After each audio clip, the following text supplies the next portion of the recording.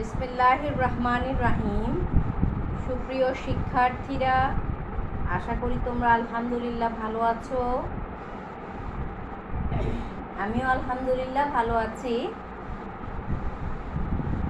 আবার বিশ্ব মহামারী করোনা আমাদের মধ্যে খুব দ্রুত গতিতে বেড়ে যাচ্ছে। এই জন্য আমাদের খুব সাবধানে থাকতে হবে এবং যতটা পারি আমরা ঘরেই অবস্থান করব। কোনো কাজ, জরুরি কাজ ছাড়া বাইরে বের হওয়ার কোনো দরকার নেই। তাহলে আজকে আমি অনলাইন ক্লাসের রুটিন অনুযায়ী তোমাদের সাথে সংযুক্ত আছি। ফাহমিদা হোসাইন, ইসলামের ইতিহাস ও সংস্কৃতি বিভাগ, খিলগাঁও মডেল কলেজ। আজকে ইসলামের ইতিহাস ও সংস্কৃতি বিষয়ের দ্বিতীয় পত্রের ক্লাস নেব আমি। সেই দ্বিতীয় পত্রের যে টপিকসটা নিয়ে আমি তোমাদের সাথে আলোচনা করব সেটা হচ্ছে শেরশাহ। শেরশাহ এমন একজন ব্যক্তি যিনি মোগল সাম্রাজ্যের অন্যতম প্রতিষ্ঠাতা। বাবর 1526 খ্রিস্টাব্দে মোগল বংশ প্রতিষ্ঠা করেন। ওনার মৃত্যুর পর তার ছেলে হুমায়ুন ক্ষমতায় আসেন।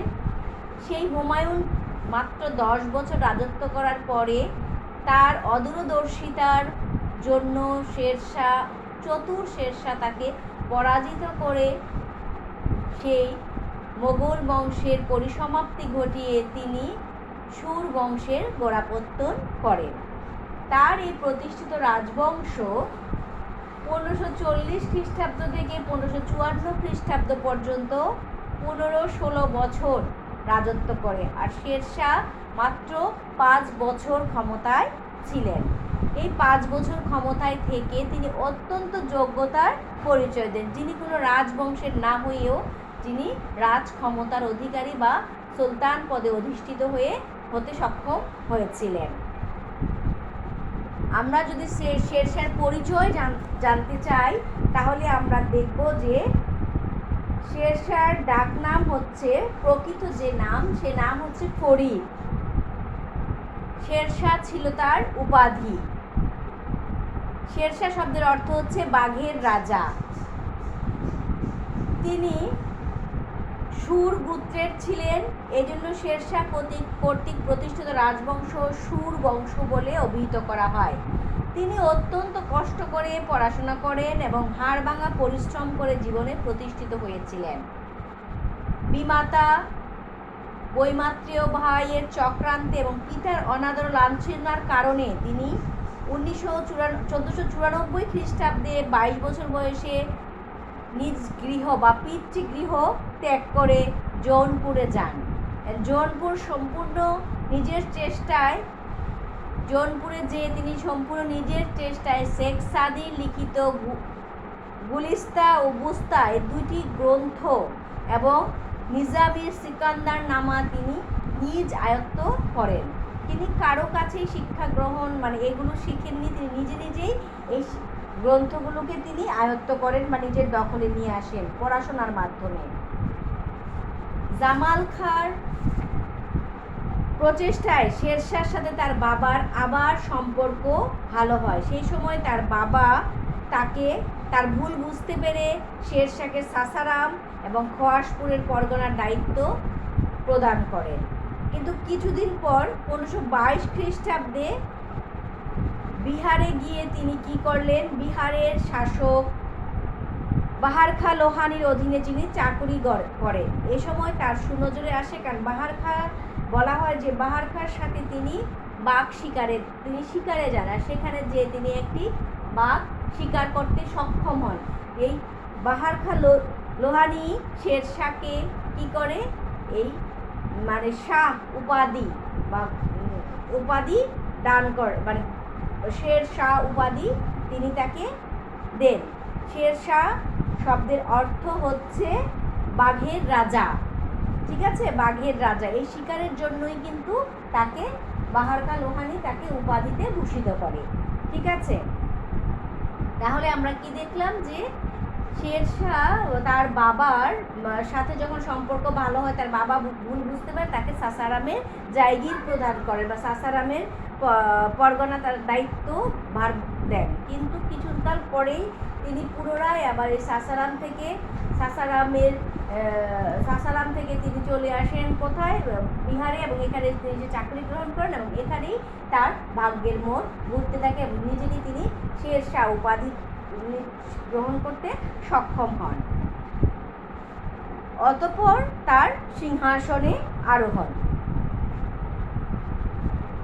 মোগল সম্রাট হুমায়ুনকে পরাজিত করে শেরশাহ 1540 খ্রিস্টাব্দে বিলগ্রামের যুদ্ধে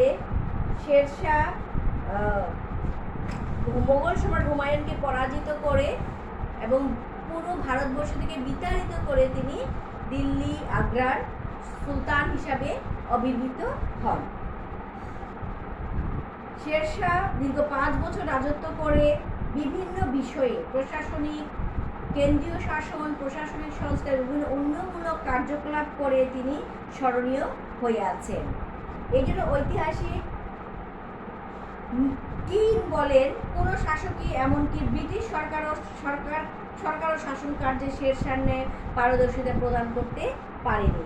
মানে কোনো সম্রাট, মোগল সম্রাট আকবরও শেরশাহর অনুসৃত নীতি অনুযায়ী কিন্তু তিনি রাজস্ব ব্যবস্থা পরিচালনা করেছিলেন, যোগাযোগ ব্যবস্থা তিনি শেরশাহ নীতি অনুযায়ী কার্যক্রম করেছিলেন। তাহলে এজন্য শেরশাহ শাসন কার্যে অত্যন্ত গুরুত্বপূর্ণ একটি অধ্যায়ের রচনা করে গিয়েছে। শেরশাহ শাসন ব্যবস্থা দেখি যদি আমরা, মাত্র 5 বছর রাজত্ব করে শেরশাহ একটি সুষ্ঠু, উদার, জনকল্যাণমূলক শাসন ব্যবস্থা প্রতিষ্ঠা করেন। তা ভারতের ইতিহাসে তাকে অমরত্ব দান করে। তার শাসন ব্যবস্থার মূল নীতি ছিল হিন্দু ও মুসলমান অধিবাসীগণের মধ্যে সমন্বয় সাধন করা। কেন্দ্রীয় শাসন ব্যবস্থা। রাষ্ট্রের কেন্দ্রীয় শাসন কার্যের সর্বোচ্চ ক্ষমতার উৎস ছিল স্বয়ং শেরশাহ। সুচারুরূপে শাসন কার্য পরিচালনার জন্য তিনি প্রশাসনকে 4টি ভাগে বিভক্ত করেন: দেওয়ানি উজারাত, দেওয়ানি আরজ, দেওয়ানি রিসালাত, দেওয়ানি ইনশা। দেওয়ানি উজারাত, এই বিভাগের প্রধান ছিল ওয়াজির। রাষ্ট্রের আয় ব্যয় নিরূপণ করাই ছিল এই দপ্তরের প্রধান কাজ। দেওয়ানি আরজ, এই বিভাগের প্রধান ছিলেন আরজি মাসালিক। এই বিভাগের কাজ ছিল সেনাবাহিনীর সংরক্ষণ, ট্রেনিং দান, সেনাবাহিনীর বেতন প্রদানের ভার তার উপর ন্যস্ত ছিল। দেওয়ানি রিসালাত, এটা হচ্ছে একটা বৈদেশিক দপ্তর। রাষ্ট্রদূতদের সাথে সংযোগ রক্ষা করা, কূটনৈতিক ও অন্যান্য যোগাযোগ রক্ষা করার দায়িত্বে তিনি নিয়োজিত থাকতেন।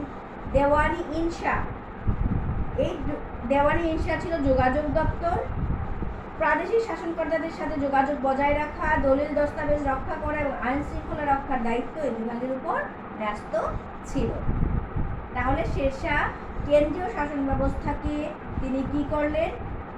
সুচারুরূপে পরিচালনা করার জন্য তিনি 4টি ভাগে বিভক্ত করেন এবং 4টি ভাগে বিভক্ত করে গুরুত্বপূর্ণ ভাগগুলিকে তিনি স্বয়ং নিজে প্রধান থাকেন, কিন্তু তার অধীনস্থদেরকে তিনি গুরুত্বপূর্ণ কাজগুলোতে নিয়োগদান করতে সক্ষম হন। তারপর দেখি আমরা তার বেসামরিক শাসন ব্যবস্থা। শাসন কার্যের সুবিধার জন্য শেরশাহ সমগ্র সাম্রাজ্যকে 47টি সরকারে বিভক্ত করেন। তিনি 47টি সরকারে বিভক্ত করেন।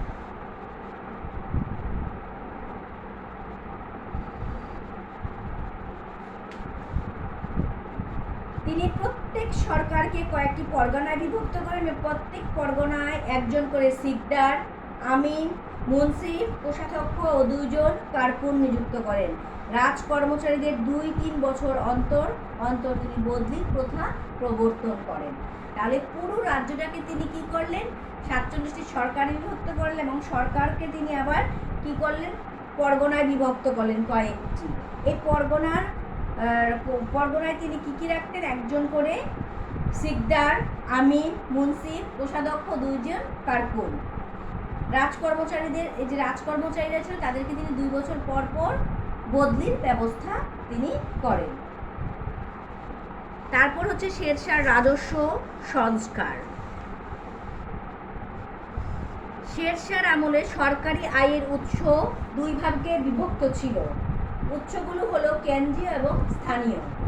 বাণিজ্য শুল্ক, লবণ কর, আবগারি, জিজিয়া, খারাজ, ওয়ারিশবিহীন সম্পত্তি, উপরোপণ, গনিমাতের 1/5 অংশ ইত্যাদি ছিল কেন্দ্রীয় আয়ের উৎস।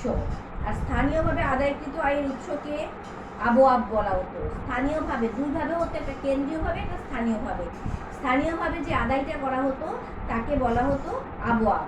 এই আবওয়াব সাধারণত ছোটো ছোটো ব্যবসায়ী, বাণিজ্যিক দ্রব্যাদি ইত্যাদির উপর নির্ধারণ করা হতো। সে আমলে সুলতানের সাথে কেউ সৌজন্য সাক্ষাতের জন্য এলে সুলতানকে উপঢৌকন প্রেরণের রীতি ছিল। এতে রাষ্ট্রের ভালো আয় হতো। শেরশাহর আমলে আয়ের আর্থিক আগাম হিসাব করা হতো এবং বিভিন্ন উৎস হতে প্রাপ্ত বার্ষিক আয় ব্যয়েরও হিসাব করা হতো। প্রাপ্ত আয় ব্যয়কে ভিত্তি করে আগাম বছরের আয় ব্যয়ের খসড়া তৈরি করতো, যেটা বর্তমানে আমরা বাজেট বলি। যে সামনের বছরের বাজেটটা আগের বছরের জুনেই কি হয়ে যায়, আমরা আগামী ধরো 21-22 বছর, 21 জুলাই থেকে 22 জুন পর্যন্ত আমরা যে চলবো তার কিন্তু একটা খসড়া প্রথমে দেয়, তারপরে পুরো চূড়ান্ত করা হয় জুন মাসে। এই যে একটা হিসাব দেওয়া হয়, এই হিসাবের উপরে কি করা হয়, আমরা বাজেট পেশ করে এবং সেইভাবে আমরা প্রতি বছরটা একটা বছর করে করে এইভাবে চলি, আয় ব্যয়ের হিসাব দেওয়া হয়। ঠিক শেরশাহ কিন্তু এই কাজটা আগে করেছিলেন। এই বাজেট জিনিসটা কিন্তু শেরশাহ আগে এই খসড়া হিসাব করে তিনি কি করেছিলেন, পরবর্তী যে বছরটা আসবে সেই বছরের জন্য তিনি একটা কিভাবে তিনি এই ব্যয়টা করবেন এবং আয়টা করতে দেবেন এটা একটা খসড়া তিনি তৈরি করতেন। ঠিক আছে। তারপরে হচ্ছে কবুলিয়াত ও পাট্টা। এটা হচ্ছে একটা ভূমি, কবুলিয়াত ও পাট্টা হচ্ছে একটা ভূমি রাজস্ব। শেরশাহ রাজস্ব ব্যবস্থার শৃঙ্খলা আনয়নের জন্য তিনি কি করলেন, তিনি কবুলিয়াত ও পাট্টা ব্যবস্থা প্রবর্তন করেন। তিনি কৃষকদের মধ্যে ধার্যকৃত আবাদি জমিতে অধিকার স্বীকার করে সরকার কি করতো, কৃষককে পাট্টা দিত। এই পাট্টা কে দিত, সরকার। পাট্টা দিত সরকার, যে কৃষকদের কিছু শর্ত দিয়ে, বা এই জমিটা কৃষকের, এই জমি এবং এই দলিলপত্রের মধ্যে কি লেখা ছিল, দলিলের উপর জমির ডাক নাম্বার, জমির পরিমাণ, রাজস্বের পরিমাণ, এই সবগুলো কথা এখানে লেখা থাকতো এবং জমির মালিকের নামও লেখা থাকতো। কৃষক কি করত, সেগুলো স্বীকার করে যে তাকে অনাবাদি এই জমিটা তাকে চাষ করতে দেওয়া হয়েছে, এটা এর জমি বা এটা সরকারের খাস জমি, এরকম করে লেখা থাকতো দলিলের উপরে। কৃষক এই সত্যগুলোকে স্বীকার করত। তাহলে এই যে লিখে কে দিত, সরকার, মানে কবুলিয়াত পাঠাতো। আর কৃষক এগুলো স্বীকার করত, স্বীকার করে সে সরকার কৃষককে কি করত। আবার একবার আমি কথাটা বলি, শোনো। শেরশাহ রাজস্ব ব্যবস্থার শৃঙ্খলা ফিরিয়ে আনার জন্য তিনি কবুলিয়াত পাট্টা ব্যবস্থা দিতেন। আবার কবুলিয়াত পাট্টা ব্যবস্থা করেন তিনি কৃষকদের মধ্যে ধার্যকৃত আবাদি জমিতে অধিকার স্বীকার করে সরকার কৃষকদেরকে কি দিত, পাট্টা দিত। ঠিক আছে। আর সরকার কর্তৃক আরোপিত শর্তগুলো মেনে চলার জন্য কৃষক সরকারকে কবুলিয়াত দিত এবং সরকারের যে সবগুলো শর্তই কৃষকরা মানবে বা কোন কোন শর্তগুলো মানবে না, এগুলো করে কৃষকরাও কিন্তু সরকারকে কি করতো, একটা দলিলের উপরে বা একটা কাগজের উপরে তারা সেগুলো আরোপ করে সরকারের কাছে পাঠাতো। তাহলে এই পাট্টাটা দিত কে, সরকার, কাদেরকে, কৃষককে। আর কৃষক সরকারকে যেটা পাঠালো সেটার নাম হচ্ছে কবুলিয়াত। ঠিক আছে। তাহলে এটা হচ্ছে চুক্তিপত্র একটা, কার মধ্যে, কৃষক আর সরকারের মধ্যে। উভয় দলিলে জমির ডাক নাম্বার, জমির পরিমাণ, রাজস্বের পরিমাণ ইত্যাদি লিপিবদ্ধ করা থাকতো। কবুলিয়াত পাট্টাদের উদ্দেশ্য ছিল যেন কৃষকদের মধ্যে আবাদি জমি নিয়ে কারাকারি না হয় এবং কৃষকদের রাজস্ব আদায়ের রসিদও দেয়া হতো। তারপরে আমরা দেখি যে শুল্ক ও মুদ্রা সংস্কার। শেরশাহ শুল্ক ও মুদ্রা নীতির সংস্কার সাধন করতে সক্ষম হন। তিনি শিল্প ব্যবসা বাণিজ্যের প্রসার কল্পে অন্তঃপ্রাদেশিক শুল্ক উঠিয়ে দেন। এছাড়া তিনি মুদ্রানীতি সংস্কার সাধন করেন। তিনি প্রচলিত জাল এবং বিভিন্ন মানের মুদ্রার অসুবিধা দূরীকরণের জন্য তিনি রৌপ্য মুদ্রা প্রচলন করেন। তার প্রবর্তিত মুদ্রার নাম হচ্ছে রূপাইয়া। শেরশাহ প্রবর্তিত এই রূপাইয়া কথাটা কিন্তু আগেও তোমরা শুনেছ। শেরশাহ নতুন রৌপ্য মুদ্রা প্রবর্তন করেন, যার নাম হচ্ছে রূপাইয়া। তিনি আধুলি, সিকি, দুয়ানি, একানি, খুচরা মুদ্রাও প্রবর্তন করেন। ঠিক আছে, তারপর আমরা দেখব শেরশাহর যোগাযোগ ব্যবস্থা। শেরশাহ তার যোগাযোগ ব্যবস্থার জন্য স্মরণীয় হয়ে আছেন। তিনি যোগাযোগ ব্যবস্থার প্রভূত উন্নতি করতে সক্ষম হন। দেশের অর্থনৈতিক উন্নয়ন এবং শান্তি শৃঙ্খলা বজায় রাখার ক্ষেত্রে তিনি অত্যন্ত গুরুত্বপূর্ণ ভূমিকা পালন করেন যোগাযোগ ক্ষেত্রে। শেরশাহর পূর্বে ভারতবর্ষের যোগাযোগ অবস্থা অত্যন্ত খারাপ ছিল। শেরশাহ যোগাযোগ ব্যবস্থা উন্নয়নের জন্য গুরুত্বপূর্ণ ভূমিকা পালন করেন। তিনি 4টি বিখ্যাত সড়ক নির্মাণের জন্য ইতিহাসে অমর হয়ে আছেন। 4টি বিখ্যাত সড়কের মধ্যে অন্যতম ছিল কি গ্র্যান্ড ট্রাঙ্ক রোড। ঠিক আছে, যেটা বাংলাদেশের সোনারগাঁও হতে সিন্ধু অববাহিকা পর্যন্ত বিস্তৃত ছিল। এই সড়কটির নাম সড়ক-ই আজম নামেও পরিচিত। এছাড়া আগ্রা হতে বুরহানপুর, তৃতীয় রাস্তা হচ্ছে লাহোর হতে মুলতান এবং চতুর্থ রাস্তা হচ্ছে আগ্রা হতে যোধপুর ও চিতোর পর্যন্ত বিস্তৃত ছিল। তিনি 4টি রাস্তা করেন। একটা হচ্ছে বাংলাদেশের সোনারগাঁও হতে সিন্ধু পর্যন্ত, যেটার নাম কি বলেছি গ্র্যান্ড ট্রাঙ্ক রোড বা সড়ক-ই আজম। দ্বিতীয়টি হচ্ছে আগ্রা হতে বুরহানপুর পর্যন্ত, তৃতীয়টি হচ্ছে লাহোর হতে মুলতান এবং চতুর্থ রাস্তাটি হচ্ছে আগ্রা হতে যোধপুর হয়ে চিতোর পর্যন্ত বিস্তৃত ছিল। রাস্তাকে তিনি ছায়া ঢাকা ও পথিকদের চলার উপযোগী হিসেবে গড়ে তোলার জন্য তিনি রাস্তার উভয় পাশে ছায়াদানকারী গাছ রোপণ করেন এবং প্রতি ক্রোশ মানে মাইল, ঠিক আছে, প্রতি মাইল অন্তর অন্তর তিনি বিশ্রামের জন্য সরাইখানা নির্মাণ করেন। সরাইখানা বলতে হিন্দু মুসলমানদের আলাদাভাবে থাকার ব্যবস্থা ছিল। প্রত্যেক সরাইখানাতে পানি দেওয়া, খাবার রান্না করা ইত্যাদি কাজের জন্য লোক নিয়োগ করা ছিল।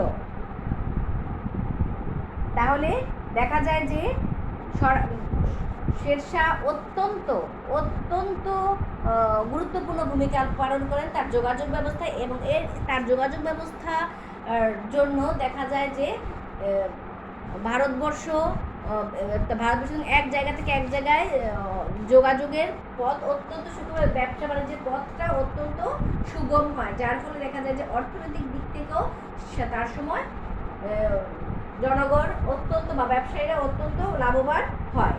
তাছাড়া তারপর হচ্ছে আমরা দেখব যে ডাক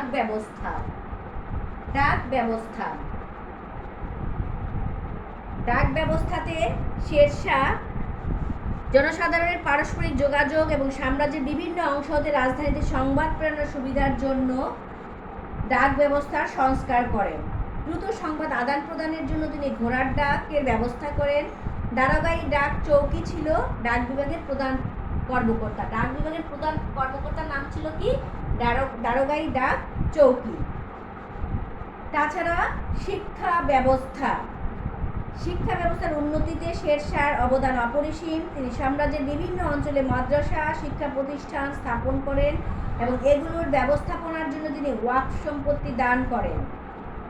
হিন্দুদের ধর্মীয় শিক্ষা প্রতিষ্ঠান সমূহের রক্ষণাবেক্ষণের জন্য লাখারাজ সম্পত্তি প্রদান করেন। বিচার ব্যবস্থা, শেরশাহ ন্যায়পরায়ণ শাসক ছিলেন। তার আমলে সকল নাগরিক আইনের চোখে সমান ছিল। পরগনাতে আমিন দেওয়ানি মোকদ্দমা এবং কাজী ও মিরি আদল ফৌজদারি মোকদ্দমার বিচার করত। তাছাড়া পুলিশ ব্যবস্থা ও গুপ্তচর প্রথা, অধর্মীয় এবং অসামাজিক কার্যকলাপ রোধ করার জন্য তিনি নিয়মিত পুলিশ ছাড়াও মুহতাসিব নামক এক শ্রেণীর কর্মচারী নিয়োগ করেন। প্রাদেশিক শাসনকর্তাদের অন্যান্য সরকারি কর্মচারী এবং দেশের বিভিন্ন অংশের সংবাদ সংগ্রহের জন্য শেরশাহ গুপ্তচর প্রথার প্রবর্তন করেন। তাহলে দেখা যায় যে বিভিন্ন অসামাজিক কার্যকলাপ করার জন্য তিনি তখনই নিয়মিত পুলিশ ব্যবস্থার প্রবর্তন করেন। তাছাড়াও তিনি মুতাসির নামে এক শ্রেণীর কর্মচারী নিয়োগদানও করেন। এছাড়া বিভিন্ন অন্যান্য সরকারি কর্মচারীদের এবং দেশের বিভিন্ন অংশের খবর, সরকারি কর্মচারী ঠিকমতো কাজকর্ম করছে কিনা এবং দেশের বিভিন্ন অংশের খবর, কারণ বিশাল ভারতবর্ষ বিভিন্ন অংশের খবর নেওয়ার জন্য তিনি কী করলেন? গুপ্তচর প্রথার প্রবর্তন করেন। সামরিক সংস্কার। শেরশাহ জায়গির প্রথার বিলোপ সাধন করে বেতনভোগী সৈন্য পোষণ করেন। তিনি গোত্রীয় ভিত্তিতে সৈন্য সংরক্ষণের ব্যবস্থা করে সৈন্যবাহিনীকে ক্ষুদ্র ক্ষুদ্র অংশে বিভক্ত করেন। তিনি সৈন্যদের দুর্নীতি দমন এবং অসৎ উপায় প্রতিরোধের জন্য আলাউদ্দিন খলজির নীতি অনুসরণ করে তিনি সেনাবাহিনীর ডাক ও চেরা ব্যবস্থার প্রবর্তন করেন। ধর্মনীতি।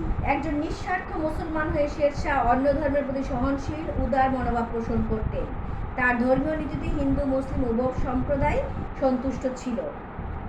স্থাপত্য শিল্প। ভারতীয় মুসলিম স্থাপত্য শিল্পের ইতিহাসে শেরশাহর অবদান অনস্বীকার্য। শেরশাহ স্থাপত্য শিল্পের নিদর্শনগুলোর মধ্যে সর্বাপেক্ষা আকর্ষণীয় হয়ে দিল্লিতে প্রতিষ্ঠিত সুরি রাজধানীর পুরানা কিল্লা, রোটাস দুর্গ এবং সাসারামে তার সমাধিসৌধ। তাহলে সুরি রাজধানীর পুরানা কিল্লা, শেরশাহ যে রাজধানীটা স্থাপন করেন তার নাম হচ্ছে সুরি রাজধানী। এই রাজধানীতে তিনি একটি কিল্লা স্থাপন করেন যার নাম হচ্ছে পুরানা কিল্লা। তিনি রোটাস দুর্গকে পুরোপুরিভাবে তিনি কি করলেন? সংরক্ষণ করে পুনরায় এটাকে তিনি এটার পুনর্নির্মাণ কার্য সম্পন্ন করেন। এছাড়া সাসারামে শেরশাহ মারা যাওয়ার পরে তাকে সাসারামে কবর দেওয়া হয় এবং সাসারামে জায়গিরি তিনি ছিলেন প্রথমে, এবং এই সাসারামে তার সমাধিসৌধকে অনিন্দ সুন্দর করে স্থাপত্য শিল্পের একটা উন্নত নিদর্শন তিনি রেখে যান। তাহলে আমরা দেখি যে শেরশাহ তিনি একজন সাধারণ কর্মচারী হয়ে তিনি রাজা হতে সক্ষম হয়েছে। সাধারণ ব্যক্তি থেকে তিনি রাজা হন এবং তিনি প্রত্যেকটি কাজে যোগ্যতার পরিচয় দিয়ে তিনি যোগ্যতার সাথে 5টি বছর রাজত্ব করে ইতিহাসে স্মরণীয় হয়ে আছেন। তিনি ধূমকেতুর ন্যায়, যদি আমরা বলি তাকে, তাহলে তিনি ধূমকেতুর ন্যায় অতি অল্প জন্য ভারতের রাজনৈতিক মঞ্চে আবির্ভূত হয়ে যে সর্বতোমুখী প্রতিভার পরিচয় দেন তা সত্যিই বিরল। ঐতিহাসিক কানুনগো তাকে পৃথিবীর শ্রেষ্ঠ শাসকদের মধ্যে অন্যতম বলে অভিহিত করেছেন। কেবল সাহসী বীর, সুদক্ষ সেনাপতি, সমর বিজয়ী নেতা এবং মোগল রাজত্বের অন্তর্বর্তীকালীন আফগান সুর বংশের স্থপয়িতা হিসেবেই শেরশাহ অক্ষয় কীর্তি রেখে যাননি, তিনি সুদক্ষ, দূরদর্শী এবং ন্যায়নিষ্ঠ শাসন সংস্কার হিসাবেও তার নাম ভারতবর্ষের ইতিহাসে স্বর্ণাক্ষরে লিখিত রয়েছে।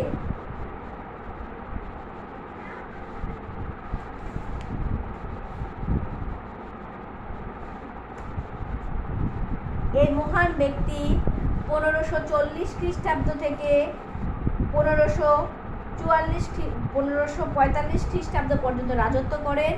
1544 খ্রিস্টাব্দে নভেম্বর মাসে তিনি কালিঞ্জর অবরোধ করেন। কয়েক মাস অবরোধের পর হঠাৎ বারুদ বিস্ফোরণের ফলে তিনি আঘাতপ্রাপ্ত হন। এই আঘাতের ফলেই তার শারীরিকভাবে তার শারীরিক অবস্থার অবনতি ঘটে এবং 22 মে 1545 খ্রিস্টাব্দে তিনি শেষ নিঃশ্বাস ত্যাগ করেন। মৃত্যুর পূর্বে শেরশাহ কালিঞ্জয়ের সংবাদে অবগত হয়েছিলেন।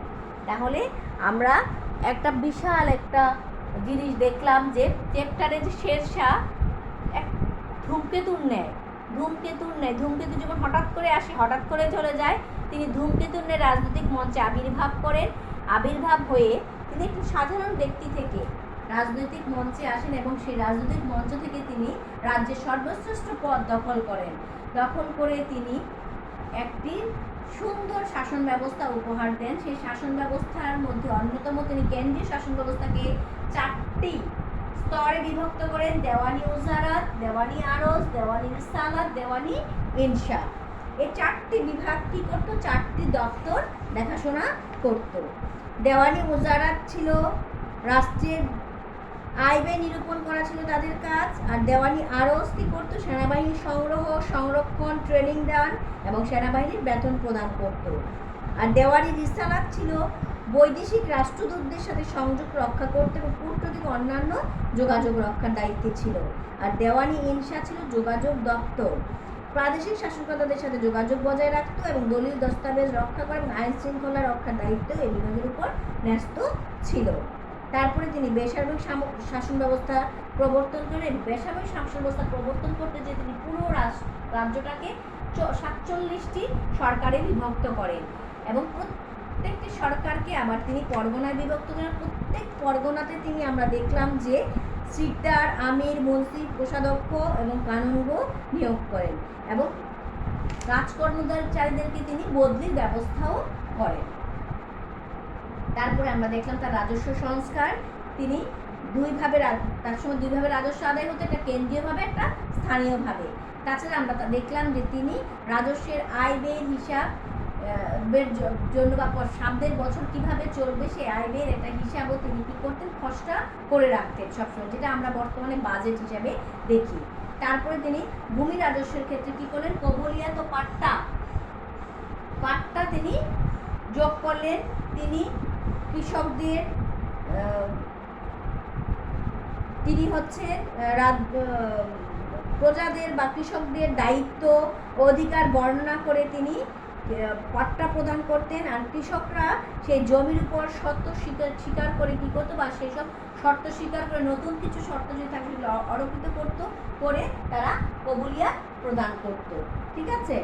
তারপর হচ্ছে শুল্ক ও মুদ্রা ব্যবস্থা বা শুল্ক ও মুদ্রানীতি সংস্কার। তিনি দেশের শিল্প এবং ব্যবসা বাণিজ্যের প্রসার হয় প্রচুর, এই জন্য তিনি দেশের ভিতরের যেসব শুল্ক ছিল সেগুলোকে তিনি কি করেন, বন্ধ করে দেন বা উঠিয়ে দেন। তিনি মুদ্রানীতি সংস্কার করেন। প্রচলিত জাল এবং বিভিন্ন মানের মুদ্রার অসুবিধার দূরীকরণের জন্য তিনি রৌপ্য মুদ্রা প্রবর্তন করেন, যে রৌপ্য মুদ্রার নাম ছিল হচ্ছে রূপাইয়া। এছাড়া তিনি আধুলি, সিকি, দুয়ানি, একানি মুদ্রার খুচরা প্রবর্তনও করেন। তিনি সবচেয়ে বেশি উল্লেখযোগ্য ভূমিকা রাখেন হচ্ছে যোগাযোগ ব্যবস্থায়। তিনি চারটি বড় সড়ক নির্মাণ করেন। তার মধ্যে অন্যতম ছিল বাংলাদেশের সোনারগাঁও হতে সিন্ধু অববাহিকা পর্যন্ত, যেটা গ্র্যান্ড ট্রাঙ্ক রোড বা সড়কে আজম নামে পরিচিত। দ্বিতীয়ত তিনি আগ্রা হতে বোরহানপুর পর্যন্ত একটি সড়ক নির্মাণ করেন। লাহোর হতে মুলতান পর্যন্ত তিনি একটি সড়ক নির্মাণ করেন। চতুর্থ হচ্ছে আগ্রা হতে যোধপুর এবং চিতোর পর্যন্ত তিনি একটি সড়ক নির্মাণ করেন। এবং শুধু তাই না, তিনি সড়কের পাশে ছায়াদানকারী গাছ লাগানোর ব্যবস্থা করেন এবং এতে পথিকরা যাতে চলার পথে বিশ্রাম নিতে পারে, এজন্য তিনি কিছু দূর অন্তর তিনি বিশ্রামাগার বা সরাইখানা নির্মাণ করেন এবং সরাইখানাগুলোতে তিনি কি করলেন, থাকা খাওয়ার ব্যবস্থাও তিনি করেন। তারপর তিনি ডাক ব্যবস্থার প্রবর্তন করেন। জনসাধারণের পারস্পরিক যোগাযোগ ও সাম্রাজ্যের বিভিন্ন অংশ হতে রাজধানীর সংবাদ প্রেরণের সুবিধার্থে তিনি ডাক ব্যবস্থা সংস্কার করেন। দ্রুত ডাক আদান প্রদানের জন্য ঘোড়া ডাকের ব্যবস্থা করেন এবং দারোগাই ডাক চৌকি ছিল ডাক বিভাগের প্রধান, দারোগাই ডাক চৌকি। শিক্ষা ব্যবস্থা, তিনি শিক্ষারও ব্যবস্থা করেন। বিভিন্ন অঞ্চলে মাদ্রাসা এবং শিক্ষা প্রতিষ্ঠান স্থাপন করেন। এই যে শিক্ষা প্রতিষ্ঠানের জন্য তিনি কি করেন, তিনি ওয়াক্ফ সম্পত্তি দান করেন এবং হিন্দুদের ধর্মীয় শিক্ষা প্রতিষ্ঠান সমূহের জন্য তিনি লাখারাজ সম্পত্তি প্রদান করেন। তিনি বিচার বিভাগের একজন ন্যায়পরায়ণ শাসক ছিলেন। তার কাছে আইনের চোখে সবাই সমান ছিল। তিনি পরগনাতে আমিন, দেওয়ানি মোকদ্দমা এবং কাজী ও মিরি আদল ফৌজদারি মোকদ্দমার বিচার করত। ধর্মীয় এবং অসামাজিক কার্যকলাপ রোধ করার জন্য তিনি পুলিশ ব্যবস্থা প্রবর্তন করেন এবং রাজকর্মচারী এবং রাজ্যের অন্যান্য খবরাখবর আনার জন্য তিনি গুপ্তচর প্রথার প্রবর্তন করেন। তিনি জায়গির প্রথার বিলুপ্ত সাধন করে তিনি বেতনভুক্ত তিনি সেনাবাহিনী নিয়োগ করেন।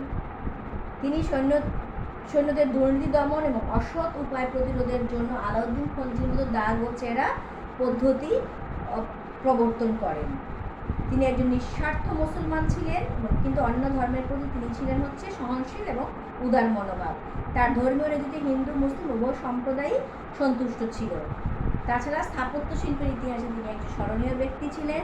স্থাপত্য শিল্পের নিদর্শনের মধ্যে অন্যতম ছিল সুরি রাজধানীর পুরানা কিল্লা, রোটাস দুর্গ এবং সাসারামে তার সমাধি। তিনি এই কার্যগুলো করে ইতিহাসে মাত্র 5 বছর রাজত্ব করে তিনি ইতিহাসে স্মরণীয় হয়ে আছেন। এই মহান ব্যক্তি তাহলে মারা যায় কবে? 1544 খ্রিস্টাব্দে অসুস্থ হন। পরবর্তীতে 1545 খ্রিস্টাব্দের মে মাসে তিনি মৃত্যুমুখে পতিত হন, যাকে আমরা কি হিসাবে আখ্যায়িত করলাম? যে ধূমকেতুর ন্যায় তিনি রাজনীতির অঙ্গনে আসেন এবং একটি সুন্দর আদর্শ শাসন ব্যবস্থার তিনি আমাদেরকে উপহার দিয়ে যান। পরবর্তীতে দেখা যায় যে সম্রাট আকবর এবং ইংরেজরা পর্যন্ত তার অনুষ্ঠিত নীতিগুলোকে কি করে, অনুষ্ঠিত নীতি অনুযায়ী তারাও বিভিন্ন সংস্কার তার অনুষ্ঠিত নীতিগুলো তারা অবলম্বন করে। তাহলে আমরা আজকে পড়লাম শেরশাহ শাসন ব্যবস্থা ও তার জনহিতকর কার্যাবলী। এর মধ্যে অনেক ছোট প্রশ্ন থাকবে, তার যোগাযোগ ব্যবস্থা সম্পর্কে প্রশ্ন থাকবে, তার কেন্দ্রীয় শাসন ব্যবস্থা সম্পর্কে থাকবে, তার কবুলিয়াত ও পাট্টা সম্পর্কে থাকবে। তোমরা পুরো শেরশাহকে খুব ভালোভাবে পড়ে ফেলবে, তাহলেই তোমরা এই ছোট প্রশ্নগুলো দেখতে সক্ষম হবে। ঠিক আছে তাহলে বাবা, আজকে এই পর্যন্তই থাক। তোমরা বাসায় থাকবে এবং বাসায় থেকে ঠিকমতো পড়াশোনা করবে, এই আশাবাদ ব্যক্ত করে আমি আমার ক্লাস এখানেই শেষ করছি। সবাই ভালো থাকবে। Thank you all.